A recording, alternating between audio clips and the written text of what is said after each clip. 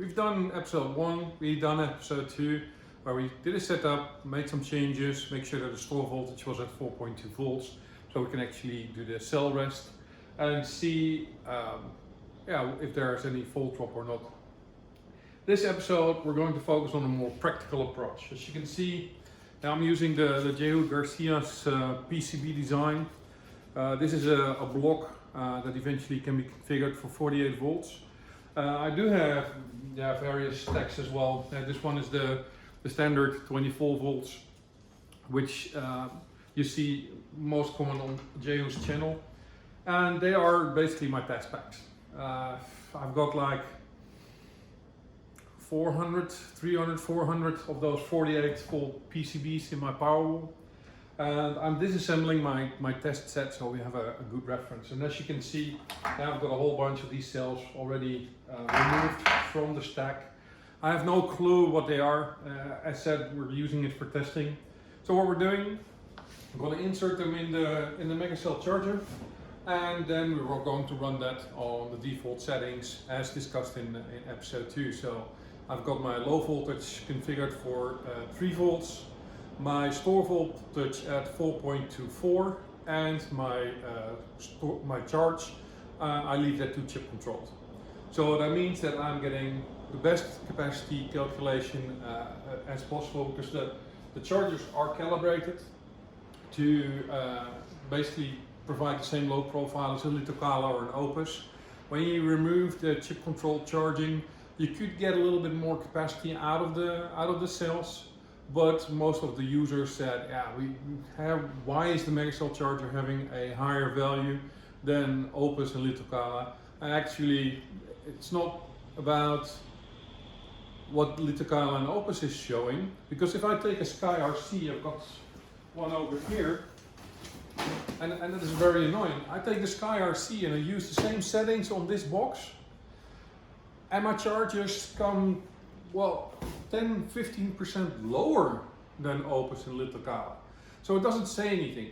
As long as you're using the same charger for your batches, or a charger that is calibrated to be comparable with an Opus or a Litokala, and then you can start mix and match. But when you're doing something completely different, like a SkyRC, which is way off, then it's comparing apples with pears, and eventually your cell database will also be skewed. So when you do that, I would recommend to record different chargers, capacity separately from the stuff that you do with the MegaCellCharger, to prevent any mismatches in capacity. Okay, having said that, we're going to fill this one completely and then let it run. And then once the run is done, I'll show you what happened in the database and check the graphs as well, because some of these cells probably are not as healthy as you might think. So let's get going.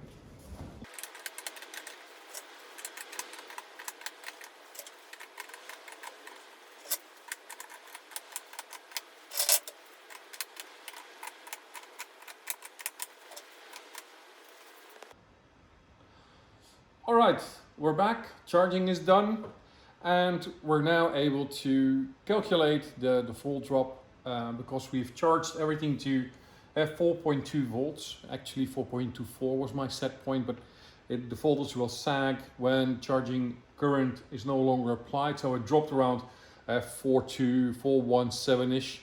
And we're now able to start taking a look why we have these barcodes, because there's a reason for it. As you can see, we have the data grid open. I've got a barcode scanner, and with that barcode scanner we can actually scan a particular cell. It reads the cell serial number from the QR code, and it pulls up the graph. Now at this moment this feature is being tested and it's only integrated in the data grid, but eventually we want to have it in the cell library as well. That allows us to basically select a particular cell and then click on register voltage. And what we're going to do is we're going to take one of these slots, probably slot 16, where you are able to pick a cell, scan the cell barcode, And when the barcode is actually scanned, it will allow you to insert the rest voltage. Now, instead of going with your multimeter, you just insert it in cell 16.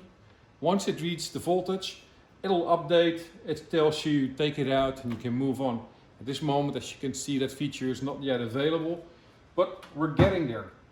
More important is that with the store voltage at 4.2 volts, you are now able to rest your cells for 2 weeks, and then in the June release, you scan your barcode, you put it in slot 16.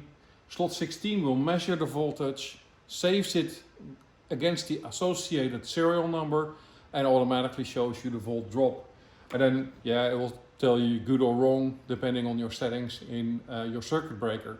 So if you would set, for instance, your circuit breaker to allow a volt drop of, let's say, 0.15 volts, so a 417 volt would become a 402 volt cell, then it'll give you a pass. If you have a cell inserted that's below that set point, then it will give you a fail.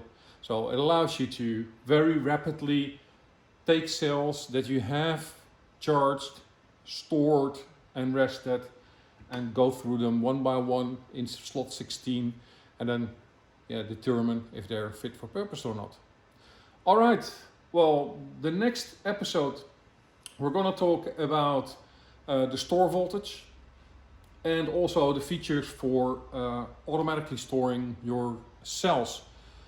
The reason for it is when you're having PCBs or when you're creating a cell pack, your batteries need to have the same voltage, because eventually if you would start interconnecting them with the balance leads, it could cause problems when you actually have different cells with different voltages, and then you have rushing currents that might trip your fuses. You don't want to.